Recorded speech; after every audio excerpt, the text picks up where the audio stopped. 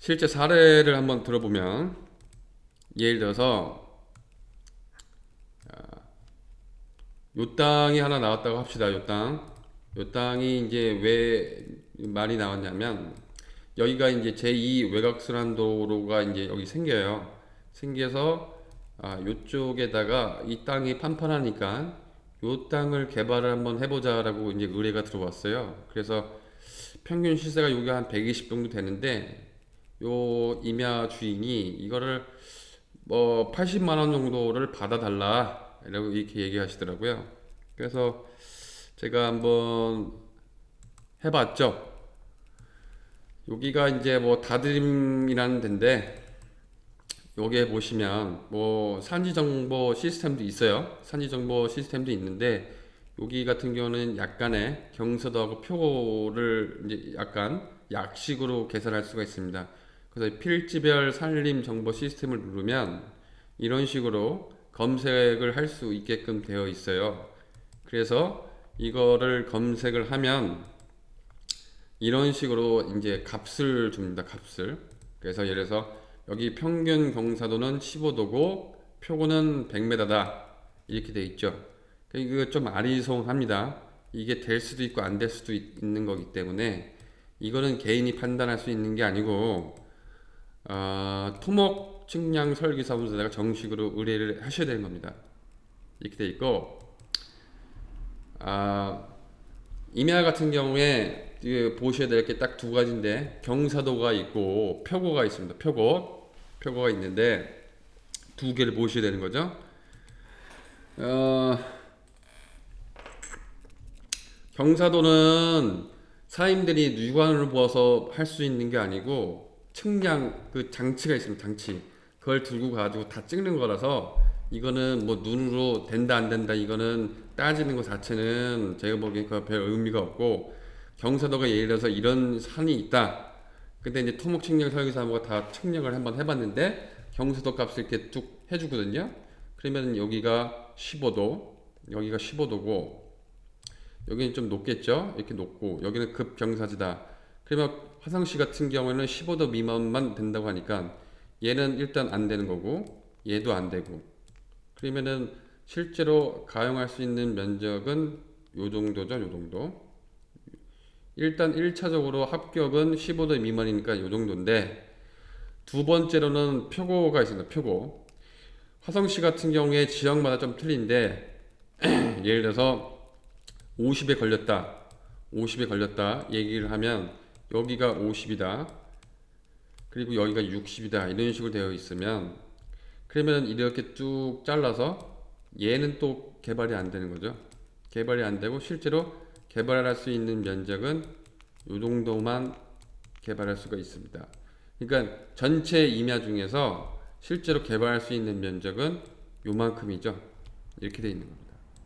그래서 이거를 뭐 자꾸 뭐 민둥산이다 뭐 개발 비용이 얼마 안 들어간다 실제 뭐 많이 뭐 개발할 수 있다 이렇게 얘기하는데, 그런 별 의미가 없고 도면이 있어야 됩니다. 도면이 있어야 돼서 토목 측량 설계 사무소에다 정식으로 의뢰를 하셔가지고 뭐 다 볼 거 없고 딱 두 개만 보시면 됩니다. 두 개. 평균 경사도라고 해가지고 그냥 급경사가 아니라 평균 경사도거든요. 평균 경사도라 해서 요 임야를 다 이 값을 매긴다. 1, 2, 3, 4, 5, 6, 7 이렇게 해서, 그래서 평균 경사도가 14.7도다. 그러면 오케이죠. 일단은 뭐 문제가 없다는 소리고, 그 다음에 두 번째로는 이거 표고입니다. 표고를 하면 이 토목이 이렇게 그려집니다. 여기는 45m, 여기는 50m, 여기는 55m. 그래서 50m 이상은 안 되는 거잖아요. 그러면은 실제로 개발할 수 있는 면적은 어떻게 되겠습니까? 조금 어려우니까 제가 다시 한번 그려볼게요. 여기가 평균 표고 미만만 개발을 하라고 하니까 이렇게 되죠. 이렇게 이렇게 이렇게 이렇게 이렇게. 그래서 실제 땅은 굉장히 넓어 보여도 실제로 인허가를 넣어보면 실제로 쓸 수 있는 땅이 얼마 되질 않습니다. 그래서 전체 면적이 3305제곱미터인데 가능 면적은 464제곱이라는 뭐 이런 결론이 나왔고, 땅이 이렇게 길쭉해 가지고 솔직히 이쪽은 개발을 안 하는 게 낫습니다. 뭐 쓸모가 없거든요. 그러면 땅 면적은 이렇게 커도 실제로 개발할 수 있는 면적은 요 정도밖에 안 되죠. 요 정도밖에 안 되고, 여기도 이제 질 수 있는 게 뭐 단독주택 아니면 일종 소매점밖에 안 돼서 그렇게 돼 있습니다. 그래서 저 같은 경우에 이런 땅이 만약에 주변 시세가 80에서 100만 원 정도 되면, 여기 같은 경우는 개발할 수 있는 면적은 15%잖아요.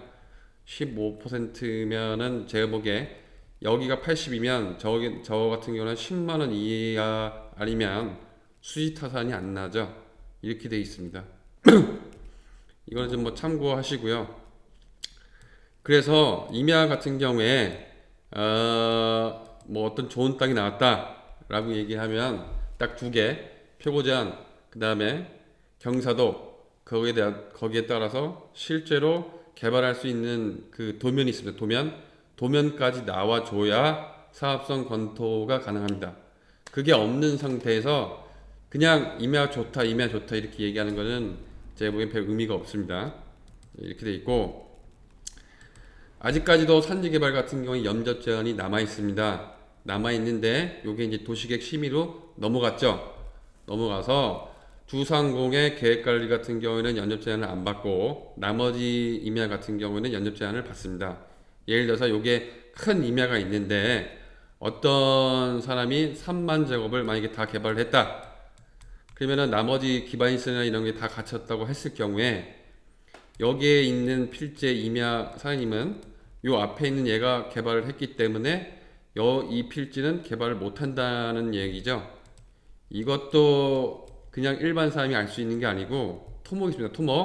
토목 측량설계사무소에다가 얘기를 하면 실제로 허가를 받은 면적이 다 있습니다. 면적이 다 있어서 필지를 대면 토목 측량설계사무소가 3만을 꽉 다 찼기 때문에 뭐 개발이 안 된다, 아니면 3만 중에서 뭐 5천 제곱만 개발이 된다, 이런 식으로 답변을 해줍니다. 답변을 해주기 때문에 이런 거는 토목 측량 설계사무소하고 정확하게 상담을 받으시고요. 그리고 요거는 뭐 나중에 더 자세하게 말씀하겠지만, 공인용 산지 중에서 이 보전 녹지 같은 경우에는 산지관리법의 행위 제한을 받는 게 아니라, 여기 보시면 각각 적용을 받기 때문에 국토계획 및 이용에 관한 법률에 의해서 행위 제한을 받습니다. 그러니까 어떤 임야가 있는데 여기가 이제 다 공인용 산지인데 일부 여기가 이제 보전 녹지로 되는 경우가 있습니다. 보전 녹지, 요런 거 같은 경우에 요게 산지 전용 허가 기준이 다 맞고 개발행 허가 기준이 다 맞으면 그러면은 여기 같은 경우에는 단독주택하고 일종 근생 소매점만 질 수 있습니다. 나머지는 별 의미가 없는 거고, 이렇게 되어 있는데, 요거는 한번 잘 토목 측량 설계사무소 애들한테 한번 잘 협의를 한번 해보세요. 단순히 공인용 산지에서 보존 녹지로 빠졌다고 해서 다 되는 게 아니고, 산지 전용 허가 기준도 맞아야 되고, 그 다음에 개발행 허가 기준도 맞아야 되고, 그 다음에 도로 조건도 다 맞아야 되고, 그 다음에 상수도나 뭐 이런 것들을 다 협의가 다 아무 문제가 없다라고 얘기를 하면, 그러면 단독주택 정도는 개발이 가능합니다. 이렇게 되어 있습니다. 그래서 임야 같은 경우에는 섣불리 뭐 개발업체도 다 똑같은데요. 개인도 그렇고 뭐 된다 안 된다 라고 얘기를 단정적으로 짓는 거는 굉장히 위험한 발생이고, 필지가 있으면 그 필지를 가지고 전문 토목측량설계사무소에다가 의뢰를 해서 표고나 아니면 경사도 아니면 연접 제한도 좀 볼 수가 있고, 그 다음에 일정 면적이 넘어가면 도시계획 심의도 받아야 되고, 그런 것들이 있으니까 토목측량설계사무소하고 충분히 상담을 하신 후에 그 다음에 의사결정을 하십시오. 그리고 임야 같은 경우에는 아까도 얘기했듯이 경사도하고 표고를 제하면 실제로 쓸 수 있는 땅 자체는 많이 줄어듭니다. 그런 것도 있고, 그리고 임야 같은 경우에 일정 면적 이상을 개발을 했을 때 특히 이제 번면 처리도 해야 되거든요. 그러니까 번면으로 날아가는 부분도 있기 때문에요. 그래서 인근 시세보다 3분의 1, 4분의 1 정도 저렴하지 않으면 크게 메리트는 없습니다. 그리고 그게 너무 복잡하다. 그러면 안전빵으로 가시겠다. 그러면은 뭐 없죠. 그냥 계획관리에 임야 찾으세요. 근데 그 찾기가 쉽지는 않죠. 예, 알겠습니다. 예, 수고하십시오.